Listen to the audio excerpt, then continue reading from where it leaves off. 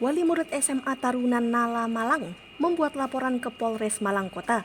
Joni melapor putranya berinisial A dibawa pulang dari rumah sakit dalam kondisi memar parah di bagian mata hingga perut. Bahkan A disebut harus mendapat 9 jahitan di bagian matanya. Joni menyebut memar-memar ini dibuat oleh tindak senioritas rekan-rekan di sekolah putranya.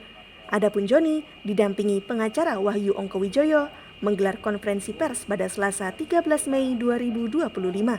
Menurut Wahyu, peristiwa penganiayaan senior terjadi pada 16 Juni 2024 lalu.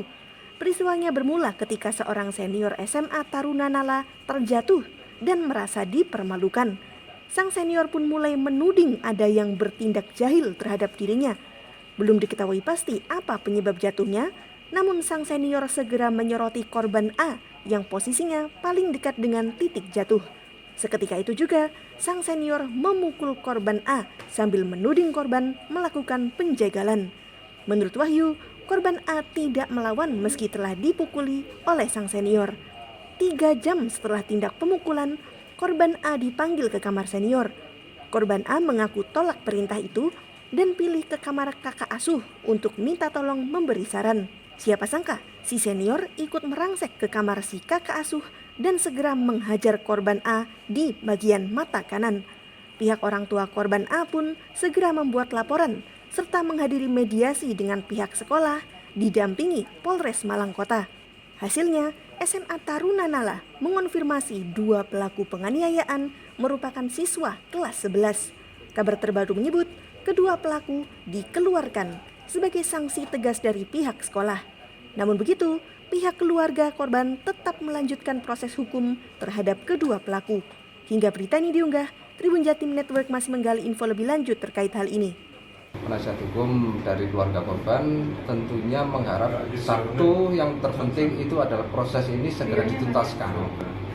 Karena itu menunjukkan satu bentuk kepastian hukum dari permasalahan yang ada. Ya kan, perkara yang ada. Yang keduanya, tentunya seperti apa yang disampaikan oleh pihak keluarga korban, tentunya tidak akan selesai pada tahapan itu aja. Ya kan?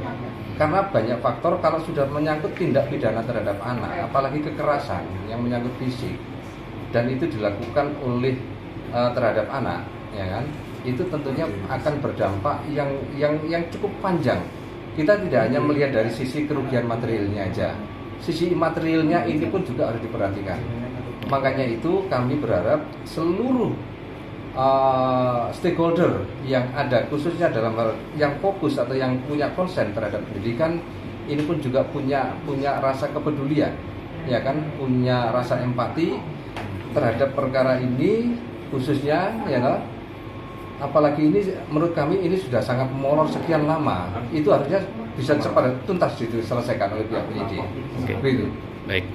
Download Tribun X sekarang, menghadirkan lokal menjadi Indonesia.